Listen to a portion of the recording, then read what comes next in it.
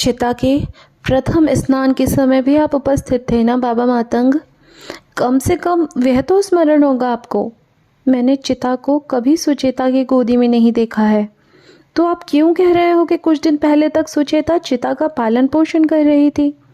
सुचेता कर्कश स्वर में बोली, हाँ विचेता, आपके अतिरिक्त सभी मातंगों को मतिभ्रम हो गया है। हे मूर्ख, अब भी समय है, चेत में आ जा और मुझे अपना पुत्र वापस कर दे। इससे पहले कि सुचेता और विचेता की जिह्वाएं खड़क बनकर पुनः आपस उलझती, बाबा बोले, मति भ्रम? अब जबकि इस संभावना पर मेरा ध्यान आकर्षित हुआ है, मुझे लगता है हम सब एक भ्रम जाल में फंस गए हैं। यह संभव है कि विचेता को छोड़कर अन्य सभी मातंगों की स्मृतियों में कुछ इस तरह हेरफेर हो गई है कि हम सब सुचेता को वास्तविक माता समझ बैठे हैं, जबकि विचेता। किंतु कैसे? माता मातंग ने बाबा के वक्तव्य को बीच में ही काट दिया था। वो बोली, ब्रह्मांड में ऐसी कौन सी दुष्ट शक्ति है जिसने स्वयं हनुमान जी द्वारा संरक्षित उनके शिष्यों के साथ ऐसा करने का दुस्साहस किया है? यदि हम ये माने कि हम किसी दुष्ट शक्ति द्वारा रचित एक ब्रह्मजाल में फंसे हुए हैं, तो इस विषय पर चर्चा करना भी बेकार है, क्योंकि ऐसा करने का अर्थ होगा ब्रह्मजाल के मूल नियमों की पराधीनता स्वीकार करना। हमें किसी ऐसे तृतीय पक्ष की शरण में जाना चाहिए जो इस ब्रह्मजाल के बाहर निष्पक्ष एवं स्वाधीन हो। बाबा मातंग पश्चिमी पहाड़ियों के पीछे क्षितिज में अस्त हो रहे सूर्य की ओर देखते हुए बोले। बाबा के इस तर्क को सुनकर विचेता की रुदन सिसकियां क्षीण होते होते मात्र हिचकियां रह गईं। सुचेता पर उनके तर्क का विपरीत प्रभाव पड़ा। वो झल्लाते हुए बोली, नहीं, मैं किसी भ्रम से ग्रस्त नहीं हूँ, मैं ही चिता की वास्तविक माता हूँ। मति भ्रम से ग्रस्त व्यक्ति भी ऐसा ही बोलेगा कि वो किसी भ्रम में नहीं है, बाबा विनम्रता से बोले। अंधकार की पहचान करने के लिए पहले प्रकाश से परिचय होना आवश्यक है, अन्यथा हम अंधकार को ही प्रकाश मान बैठते हैं। जैसा कि मैंने कहा, चर्चा का कोई औचित्य नहीं है। मैं अपने पूर्वजों से विचार विमर्श करने जा रहा हूँ जो अतीत में निवास करते हैं।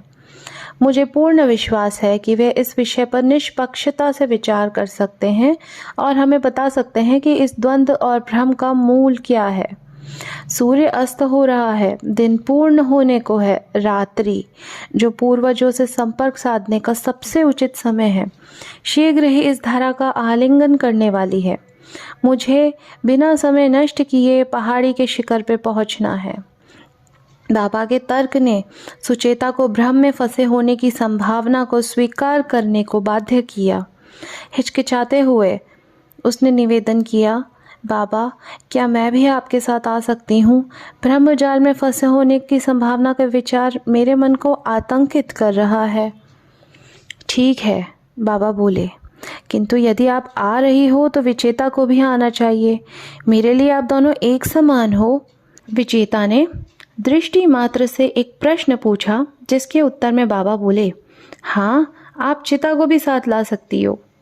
लगभग 2 घंटे की थका देने वाली किंतु आशापूर्ण चढ़ाई के पश्चात वे पहाड़ी के शिखर पर स्थित उस चट्टान की तलहटी में पहुंच गए जिसे मातंग पूर्वजों की चट्टान के नाम से पुकारते थे।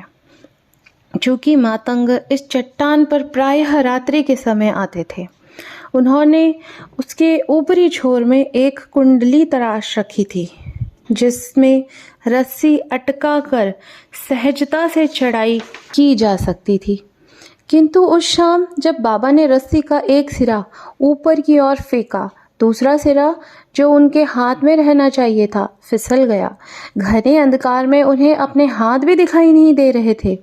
ये मानकर कि रस्सी का एक सिरा ऊपर चट्टान की कुंडली में अटक गया होगा और रस्सी लटक गई होगी, उन्होंने कदाचित लटकती हुई रस्सी को ढूंढने के लिए इधर उधर हवा में हाथ मारे।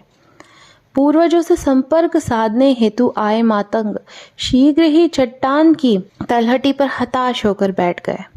बाबा वापस अपने डेरे में जाने का मन बना ही रहे थे कि उन्हें अपनी आंखों के सामने रस्सी झूलती हुई दिखाई दी। उन्होंने उसे तुरंत पकड़कर एक झटका दिया। जब वे आश्वस्त हो गए कि रस्सी चढ़ाई के लिए उपयुक्त थी, वे चढ़ाई करने लगे। उनका ध्यान रस्सी की असाधारण कोमलता पर गया, किंतु उनके हाथ फिसल नहीं रहे थे। जिस तीव्रता से एक गिलहरी वृक्ष पर चढ़ती है, उसी तीव्रता से वे चट्टान पर चढ़ गए। ऊपर चढ़ने के बाद जब उन्होंने संतोषपूर्वक नूतन हवा में श्वास ले ली, तब उनका ध्यान इस बात पर गया कि जिस रस्सी से वे चढ़कर ऊपर आए थे, वो कुंडली में नहीं अटकी हुई थी। आश्चर्यजनक रूप से रस्सी चट्टान पर ऐसे ही पड़ी हुई थी। रस्सी का छोर देखने की जिज्ञासा में उन्होंने सामने अंधकार में दृष्टि डाली।